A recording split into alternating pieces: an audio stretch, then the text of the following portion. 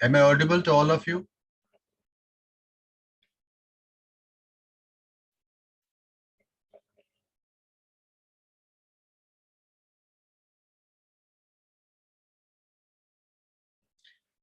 जी message करके बता दिया करें। ओके जी, आई एम ऑडिबल। अब आपके पास ये जो ऐसे है, इसको अगेन अटेम्प्ट करने के दो तरीके होंगे। पहला तरीका भी डिस्कस कर लेते हैं और दूसरा भी देख लेते हैं। अगेन इसमें एक आपके पास हाइफन है और एक आपके पास लिखा हुआ है और। दोनों चीजें यहाँ पे मौजूद हैं, तो दोनों को अंडरस्टैंड करने की कोशिश करेंगे। अगेन पहला पार्ट आपका इस तरह हम बनाएंगे, privatising higher education hyphen generating knowledge. या फिर दूसरा पार्ट हम बना सकते हैं कि privatising higher education making more money for the opulent. अब इनमें से कोई एक आपने स्टांस लेना है। या तो आपने ये पहला ऐसे है, ये अटेम्प्ट करेंगे, या तो आप ये वाला। ये नहीं कि हाँ कहीं पे नॉलेज जनरेट हो रही है और कहीं पे जो है ये अमीर लोगों के पैसे बन रहे हैं, ऐसा नहीं होगा। स्टांस आपने लेना है, क्योंकि और का मतलब क्या है कि यहाँ पे एक साइड आपने लेनी है। जहाँ पे क्वेश्चन मार्क हो या फिर और लिखा हुआ हो, वहां पे आपने एक साइड लाजमी लेना ही है। एक साइड आप हो जाए कि स्टांस ले लेंगे, तो अगर यहाँ पर आप इन दोनों में से कोई एक स्टांस ले सकते हैं। अगर आप इससे एग्री करते हैं कि इसकी वजह से जो अमीर हैं वो ज्यादा अमीर होते जा रहे हैं, तब भी ठीक है। अगर आप कहते हैं कि हायर एजुकेशन को प्राइवेटाइज करने से ज्यादा नॉलेज इंक्रीज हो रही है, तब भी आप ठीक है। यहाँ पे स्टांस आपका ठीक या गलत नहीं है। यहाँ पे जो भी आप स्टांस लेंगे उसको आपने प्रूव करना है। प्रूव कर लिया आपने तो ठीक है, नहीं किया तो फिर पेपर पास नहीं होगा। तो अगेन इसको हम डिकंस्ट्रक्ट इस तरह से करेंगे। हाइफन यहाँ पे जो लिखा है, इसका मतलब ये है कि पहले पार्ट को आप सेकंड पार्ट से पहले अलग करेंगे। जैसे यहाँ पे मैंने लिखा है प्राइवेटाइजिंग हायर एजुकेशन, यहाँ पे भी लिखा है प्राइवेटाइजिंग हायर एजुकेशन। देन आप इसको लिंक करेंगे सेकंड पार्ट के साथ, जनरेटिंग नॉलेज फर्स्ट पार्ट में, या फिर it is making more money for the opulent. तो हम ये कह सकते हैं कि या तो आप ये वाला स्टांस लेंगे पहला, कि प्राइवेटाइजिंग हायर एजुकेशन की वजह से ज्यादा नॉलेज जनरेट हो रही है। या फिर आप ये कहेंगे कि प्राइवेटाइजिंग हायर एजुकेशन की वजह से अमीर जो लोग हैं वो और ज्यादा अमीर होते जा रहे हैं और ये इसकी वजह से बहुत ज्यादा पैसा कमा रहे हैं। अब इन दोनों में से आपने कोई भी एक स्टांस लेना है और उसके ऊपर आपने अपना ऐसे कंस्ट्रक्ट करना है। लेकिन जब भी क्वेश्चन मार्क होगा या फिर और लिखा होगा तो उसमें एक काउंटर पर्सपेक्टिव होगा ही होगा लाजमी। वो काउंटर पर्सपेक्टिव हम कैसे देंगे, उसको मैं आउटलाइन में बनाकर आपको दिखाऊंगा। एक सवाल की मैं आउटलाइन बनाऊंगा ताकि आपको समझ आए। आज ही क्वेश्चन मार्क्स रिलेटेड या फिर और के रिलेटेड एक आउटलाइन हम बनाने की कोशिश करते हैं। ये हाइफन में आपने लिंक करना है। जैसे है ना, हाइफन का मतलब सिंपली आप ये कहें कि is, it means privatising higher education is generating knowledge, एक ऐसे हो गया। या फिर सेकंड में हम कह सकते हैं कि privatising higher education is making more money for the opulent. Simple, hyphen में आपने पहले पार्ट को सेकंड के साथ लिंक ही करना है। लेकिन यहाँ पर और है, तो और में दो पार्ट्स हैं ऐसे के, दोनों में से कोई भी एक स्टांस आपने लेना है। जैसे प्रीवियस ऐसे में हमने पढ़ा था कि energy a critical factor in Pakistan economy, it means energy is a critical factor in Pakistan economy, link किया था हमने। अब आते हैं हम आउटलाइन पे। आउटलाइन डिस्कस करने के बाद एक ऐसे हम लोग अटेम्प्ट करने की कोशिश करते हैं ताकि आपको समझ आए कि अब हम ऐसे डीकंस्ट्रक्ट किस तरह से करते हैं। आउटलाइन बनाने के तीन तरीके हैं। तीनों में से जो आपको ज्यादा सूटेबल लगे, जो फीजिबल लगे, आप वो कर सकते हैं। इसमें कोई भी रिस्ट्रिक्शन नहीं है। लेकिन सबसे ज्यादा फेवरेबल जो है वो कौन सा है तरीका, वो भी मैं आपको बताऊंगा। और कौन सा तरीका बिल्कुल भी पसंद नहीं किया जाता, वो भी मैं आपको बताऊंगा। सबसे पहले, जब भी आप मेन हेडिंग बनाएंगे तो मेन हेडिंग हम तीन तरीकों से बना सकते हैं। हम बुलेट फॉर्म में भी बना सकते हैं, हम फ्रेजेस में भी बना सकते हैं, और वन लाइनर सेंटेंस में भी हम बना सकते हैं। ये तीन वेज हैं हमारे पास मेन हेडिंग और सब हेडिंग बनाने के। फ्रेजेस में बना सकते हैं, बुलेट फॉर्म में बना सकते हैं, और वन लाइनर भी बना सकते हैं। Phrases, bullet form one liner. अब इनमें डिफरेंस क्या है? बुलेट फॉर्म में हम सिंपली वन और टू वर्ड हेडिंग देते हैं। फ्रेज में हम एक पूरा फ्रेज बता देते हैं, और वन लाइनर सेंटेंस में हम एक सेंटेंस लिखते हैं। फॉर एग्जाम्पल, आपके पास अगर एक ऐसे आ जाए, जैसे मैंने आपको प्रीवियस भी यही एग्जाम्पल दिया था, ऐसे है आपके पास एडवांटेजेस एंड डिसएडवांटेजेस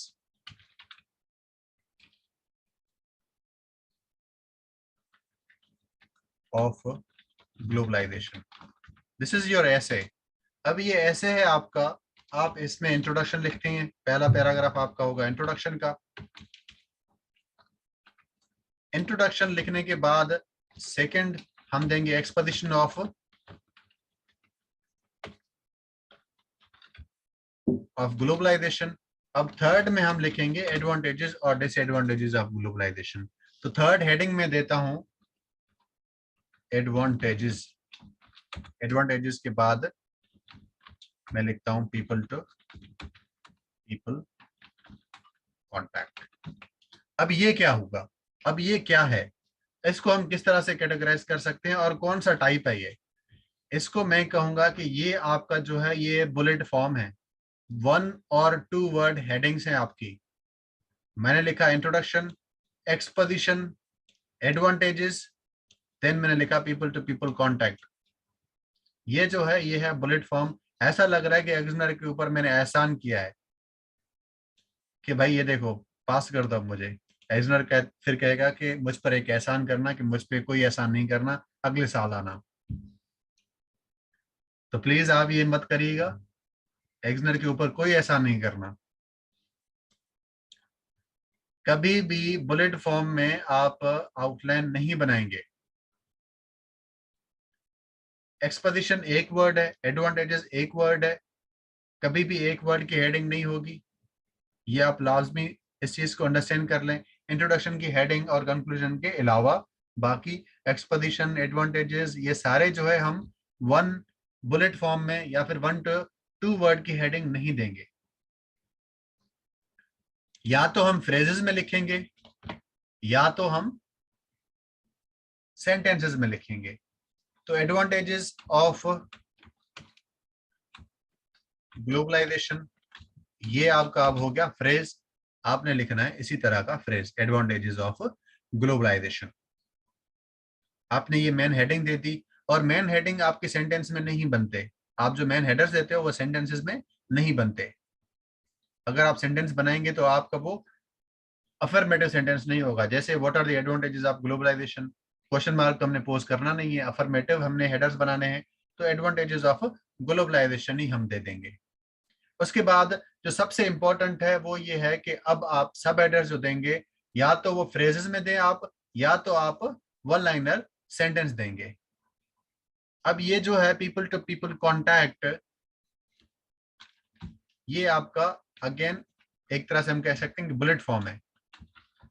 तो इसको मैं फ्रेज में लिख देता हूं, मैं कहता हूं increased people to people contact. ये क्या है? ये मेरा फ्रेज हो जाएगा। लेकिन सबसे ज्यादा जो सूटेबल होगा वो होगा आपका सेंटेंस। तो मैं कहूंगा कि इट हैज, पहला पहला है तो पहला मैं वर्ड यूज कर लूंगा globalisation. Globalisation has increased people to people contact. या फिर मैं कह सकता हूं कि people to people contact has increased owing to globalisation. तो ये मेरा क्या होगा? It will be my sentence. सबसे ज्यादा जो रिकमेंडेड है वो ये है कि आप मेन हेडर फ्रेज में बनाएंगे, और जो सब हेडिंग है आपकी, दिस इज योर सब हेडिंग, ये आप सेंटेंस फॉर्म में बनाएंगे।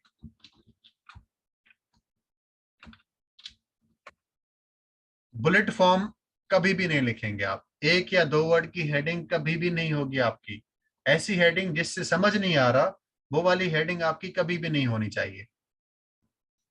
ऐसी हेडिंग कभी भी नहीं दीजिएगा आप जो कि आपको समझ नहीं आए, या फिर जिसको समझने के लिए ऊपर क्या टॉपिक है या कॉन्टेक्स्ट क्या है उसको पढ़ने की जरूरत पड़े। आप सब कुछ एक्समिनर को प्लेट में सजा के दे देंगे। इस चीज को आप अपने माइंड में रखिएगा, इस चीज को आप नोट कर लें अपने पास कि आप जो हेडर्स बनाएंगे या फिर जो सब हेडर्स होंगे आपके, वो हमेशा आपके सेल्फ एक्सप्लेनेटरी होंगे और सेंटेंस फॉर्म में होंगे। यहां तक आपको चीजें समझ आई हैं?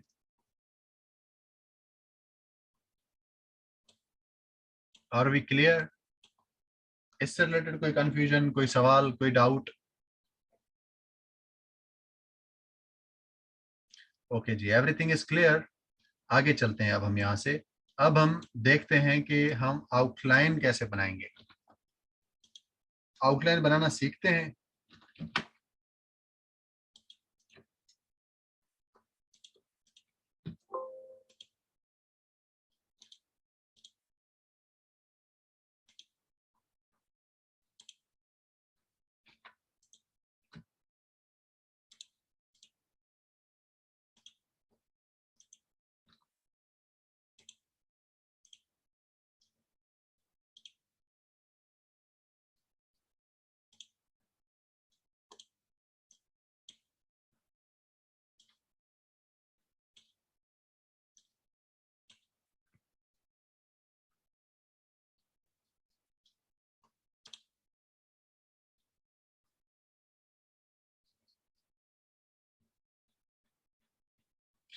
बिल्कुल लिख सकते हैं, उसको हम कहते हैं केस इन पॉइंट, उस पर भी हम आएंगे।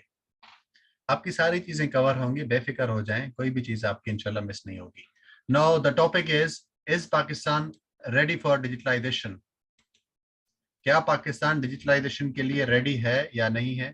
सबसे पहले जब आप वर्ड देंगे, हेडिंग देंगे आप आउटलाइन की, उसके बाद पहला नंबर है इंट्रोडक्शन। इंट्रोडक्शन हम लिखेंगे। इंट्रोडक्शन कैसे लिखना है, उसके कितने पार्ट्स हैं, कोई कितने तरीके हैं इंट्रोडक्शन लिखने के, ये अगला लेक्चर है हमारा।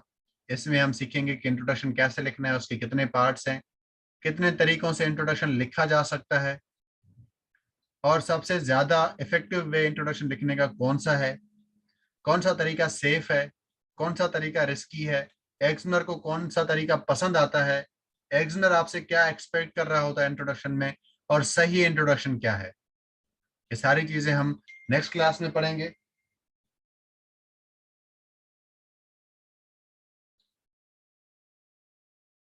लेकिन आज हम इस टॉपिक को सिर्फ डिकंस्ट्रक्ट करने की कोशिश करेंगे कि इसको हम कैसे डिकंस्ट्रक्ट करें और आउटलाइन हम किस तरह से बनाएं।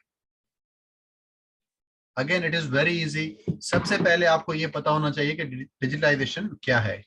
सो आप लिखेंगे exposition of the term digitalisation. ये हमने एक्सपोजिशन दे दी। थर्ड पे अब हम आएंगे कि इज पाकिस्तान रेडी और नॉट।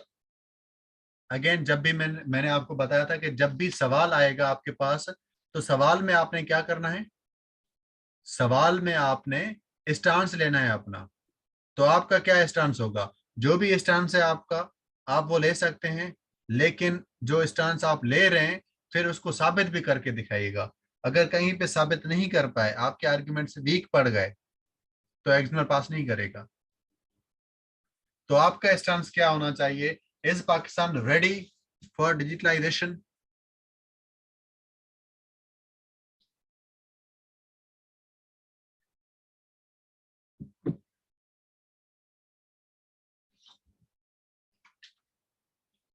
देखें, इस तरह आप इसको इस तरह से भी कह सकते हैं।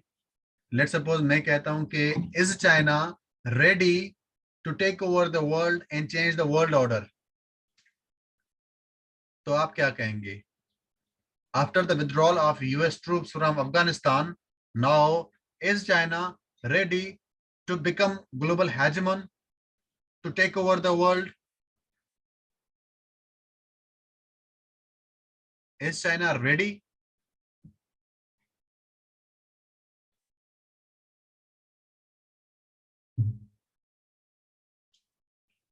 China is not ready. China may be ready in 2050। अभी चाइना बिल्कुल भी रेडी नहीं है, और ना ही चाइना का इस तरह का कोई अभी तक ऑफिशियल स्टांस भी आया है कि हम यूएसए को रिप्लेस करना चाह रहे हैं, चाइना इज नॉट रेडी। सो इस चीज को आप अंडरस्टैंड करने की कोशिश करिएगा कि आपका जो स्टांस है वो ठीक होना चाहिए। रेडी का मतलब ये है कि बस अभी कल ही कर दो। इसका मतलब यही है कि अगर हम बात करें कि क्या पाकिस्तान रेडी है,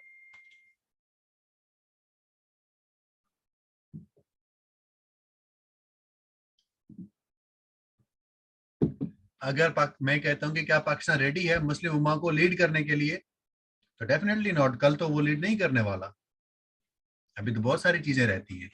तो इसका मतलब यही है कि is Pakistan ready for digitalisation? आपका स्टांस होगा कि Pakistan is not ready yet. हम प्रोग्रेस कर रहे हैं, हम जो है ग्रोथ कर रहे हैं। इस स्टेप को हमने काफी स्टेप्स लिए हैं इस डायरेक्शन में मूव करने के लिए, लेकिन पाकिस्तान अभी भी रेडी नहीं है। तो आपका जो स्टांस होगा वो ये होगा कि Pakistan is not ready. Once आपने स्टांस ले लिया तो उसके बाद क्या करना है आपने? उसके बाद जो लोग कहते हैं कि Pakistan is ready for digitalisation, उनका स्टांस आप यहां पर लिखेंगे थर्ड पॉइंट में। जो भी क्वेश्चन वाले एसेज आते हैं उनको अटेम्प्ट करने के दो तरीके हैं, वो दोनों तरीके मैं आपको बताऊंगा। ये पहला तरीका आपको मैं बता रहा हूँ। सबसे पहले इंट्रोडक्शन, देन एक्सपोजिशन बताएंगे आप उस टर्म की, डिजिटलाइजेशन किसको कहते हैं हम, ये कौन सी बला है। थर्ड में आप वो स्टांस बताएंगे जो कि आपका नहीं है। आपका स्टांस क्या है कि Pakistan is not ready for digitalisation. और दूसरे जो लोग हैं या फिर जो ऑथर्स हैं या फिर जो कहीं पे किसी ने कोट किया है कि पाकिस्तान इज रेडी, तो वो हो जाएगा आपका दूसरा स्टांस जो कि आपका नहीं है। तो वो स्टांस हम यहां पर लिखेंगे जो आपका स्टांस नहीं है। इस चीज को आप समझने की कोशिश करें। आपका जो स्टांस है वो क्या है? वो ये है कि पाकिस्तान इज नॉट रेडी। अब इसके अपोजिट जो लोग कहते हैं कि पाकिस्तान इज रेडी, उसकी हेडिंग हम थर्ड पॉइंट में देंगे। तो मैं कहता हूं कि Pakistan is ready for digitalisation, यहां पर मैं दूंगा कोलन।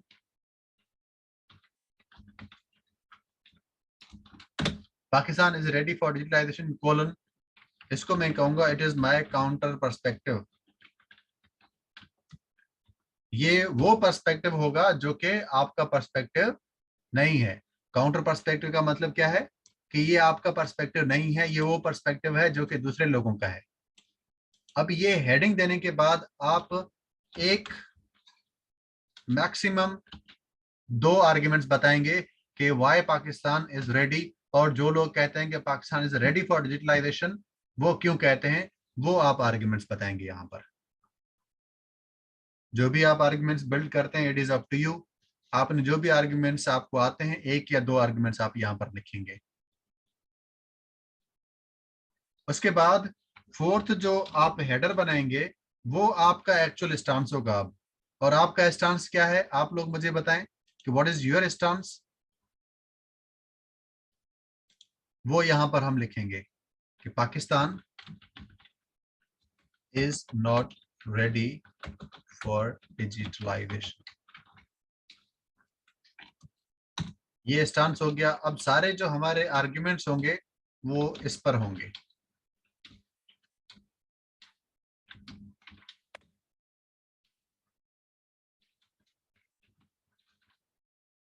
वो सारे हमारे आर्ग्यूमेंट्स अब इस पर होंगे। जो भी आर्ग्यूमेंट्स हमने बिल्ड किए हैं, देन उसके बाद आप सॉल्यूशंस बताएंगे। अगेन सॉल्यूशन एक वर्ड की हेडिंग हमने नहीं देनी है, एक सेल्फ एक्सप्लेनेटरी आप हेडिंग देंगे, उसके बाद आप सॉल्यूशन देंगे। लास्ट में आपका आ जाएगा कंक्लूजन। ये ब्रॉडर एक फ्रेमवर्क है और ऐसे में आपने इस ऐसे की आउटलाइन इसी तरह से ही बनानी है। ये आप सबको समझ आया या समझ नहीं आया? समझ आ गया आप लोगों को ये वाला टॉपिक? ओके जी। अब देखें, अब इसको हम एक और तरीके से भी कवर कर सकते हैं। लेट्स सपोज आप कहते हैं कि भाई पाकिस्तान इज नॉट रेडी, जो है वो काउंटर पर्सपेक्टिव है, और मेरा पर्सपेक्टिव है Pakistan is ready for digitalisation, तब भी इसी तरीके से ही होगा आपका। ऐसे जो आप जिसमें बिलीव नहीं करते उसके एक से दो आर्ग्यूमेंट्स बताएंगे, उसको आप कहेंगे काउंटर पर्सपेक्टिव। बाकी जो आपका पार्ट है, आपने जिसका स्टांस लिया है, जिस ऐसे के हवाले से जिस पर्सपेक्टिव में आपने स्टांस लिया है, उसके सारे आर्ग्यूमेंट्स आपके यहाँ पर आएंगे। अब ये जो आर्ग्यूमेंट मैं कर रहा हूँ कि Pakistan is not ready for digitalisation, अब इसके आर्ग्यूमेंट्स आप यहाँ पर एक या दो लिखेंगे। Pakistan is ready for digitalisation, फिर इसके आर्ग्यूमेंट्स आप यहाँ पर लिखेंगे। अब आर्ग्यूमेंट्स हम बिल्ड कैसे करते हैं? Again it is very easy. अगर आप कहते हैं कि Pakistan is ready for digitalisation, तो आप स्टार्ट कर सकते हैं 2019 में। इमरान खान जो हमारे प्राइम मिनिस्टर हैं, उन्होंने डिजिटल पाकिस्तान विजन इंट्रोड्यूस कराया था इन 2019, रफली जो है दिसंबर के मंथ के अंदर।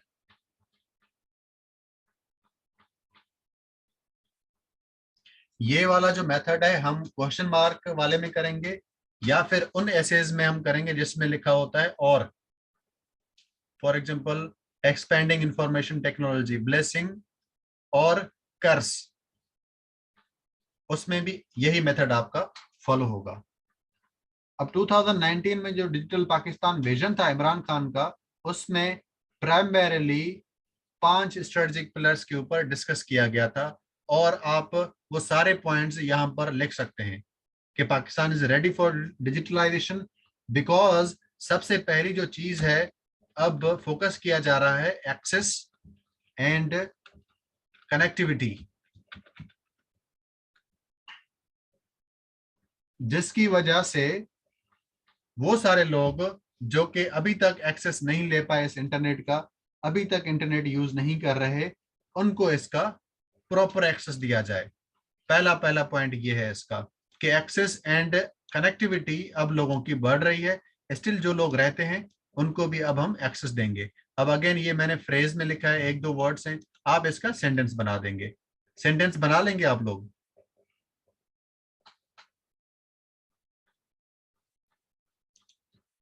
सिंपली कह सकते हैं ensures that every Pakistani has access to internet. Simple, आसान है, कोई मुश्किल तो नहीं है। Second point, digital infrastructure. आपके पास डिजिटल इंफ्रास्ट्रक्चर होगा, ऑफिसेज होंगे, सेल फोन्स होंगे, स्मार्टफोन्स होंगे, तभी तो आप डिजिटलाइजेशन की तरफ जाएंगे। अभी तो हर किसी के पास आईफोन नहीं है तो क्यों मोबाइल है, एंड्रॉयड तो है ही है।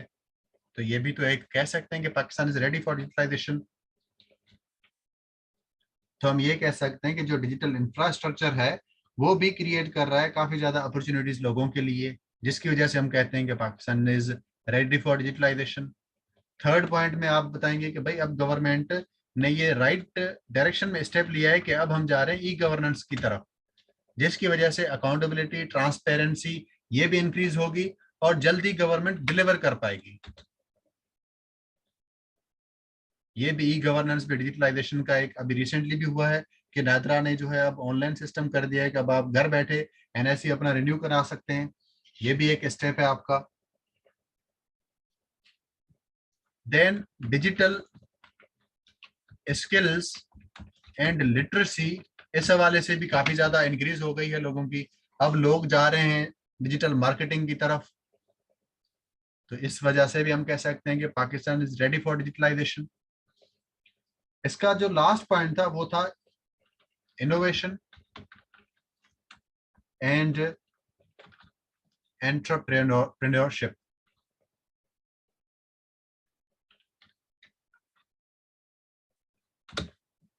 इनोवेशन एंड एंटरप्रेन्योरशिप क्या करेगा, इसका क्या काम होगा? इसका काम ये होगा कि वो लोग जो कि बिजनेस स्टार्ट करना चाह रहे हैं, जो कि स्टार्टअप लेना चाह रहे हैं, जो कि फीजिबल एनवायरनमेंट चाहते हैं फॉर इनोवेशन या फिर बिजनेसेस के लिए, तो उनको भी हम फैसिलिटेट करेंगे।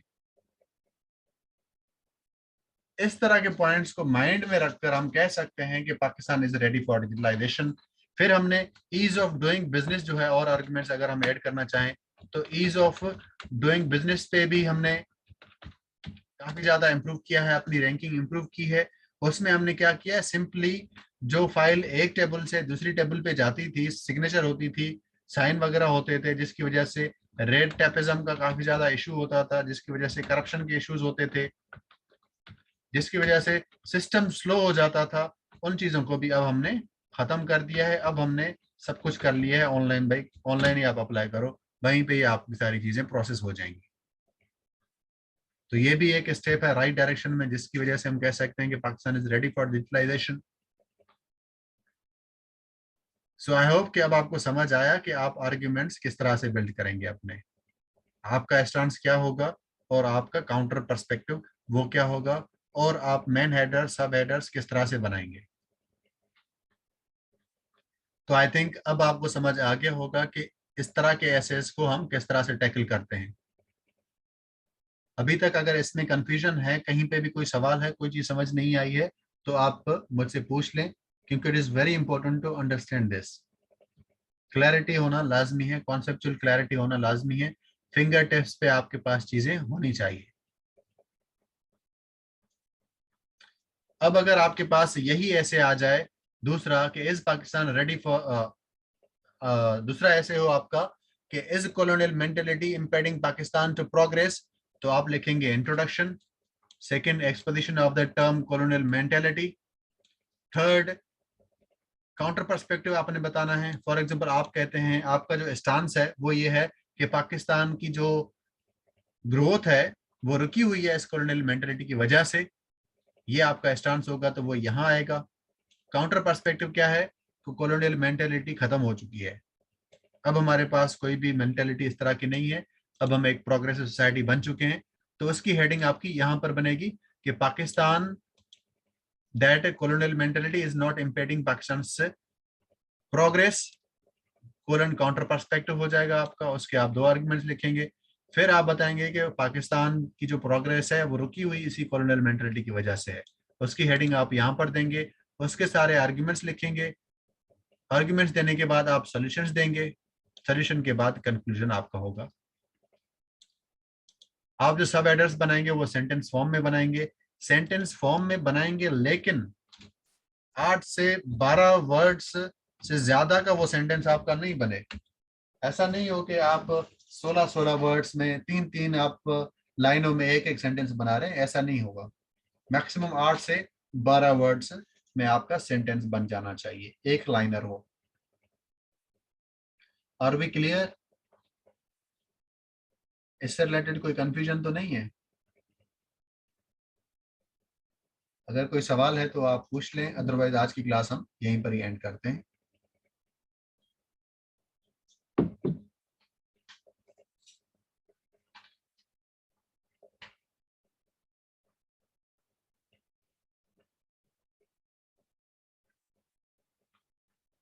कोई सवाल है? Is there any question?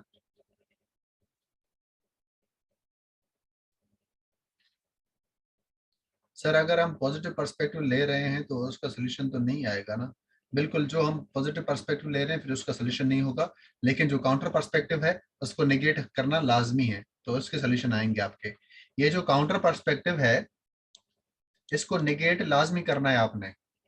ये नहीं होगा कि ये काउंटर पर्सपेक्टिव दे दिया और ये दो आर्गुमेंट्स यही रह गए, इनको फिर आपने अपोज भी करना है, इन काउंटर पर्सपेक्टिव्स को आपने खत्म भी करना है, इनके साथ आप डिसएग्री करके और इनको बस्ट भी करेंगे। वो सारी चीजें आप कहाँ करेंगे, यहाँ पर जब आप कह रहे हैं कि पाकिस्तान इज रेडी, उसमें आप ये जो दो पॉइंट्स हैं उनको भी आप खत्म कर देंगे। एक तरीका आपके पास ये है क्वेश्चन वाले एसेस को अटेम्प्ट करने का। दूसरा तरीका आपके पास कौन सा है? दूसरा तरीका भी आपके पास बहुत आसान है। फॉर एग्जाम्पल आप कहते हैं कि Pakistan is ready for digitalisation.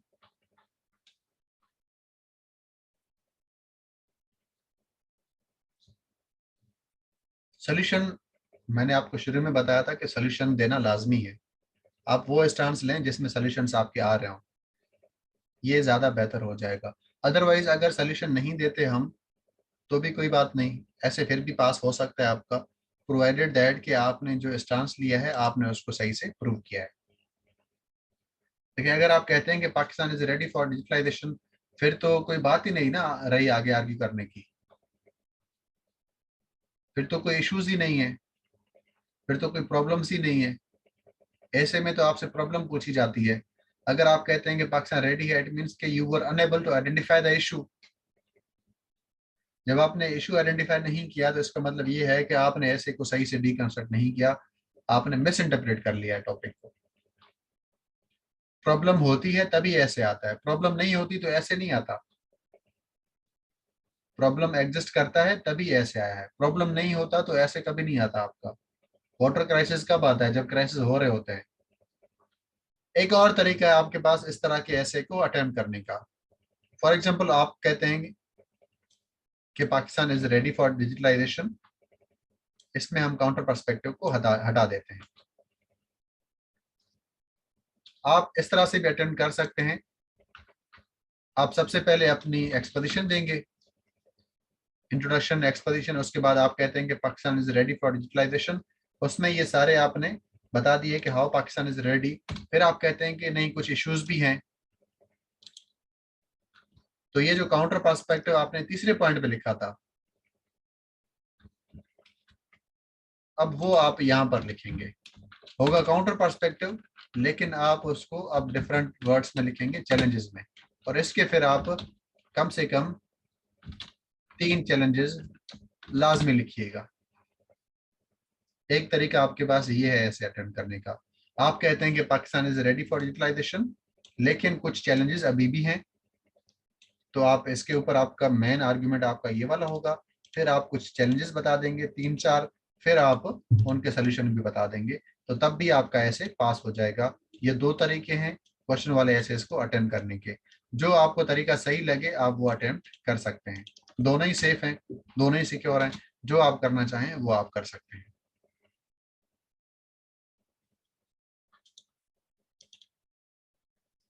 कि जी मीटिंग भी एंड होने वाली है, तो आज की क्लास को हम यहीं पर ही एंड करते हैं। इंशाल्लाह फिर अगली क्लास में मिलते हैं और ऐसे की क्लासेस को आगे लेकर चलते हैं।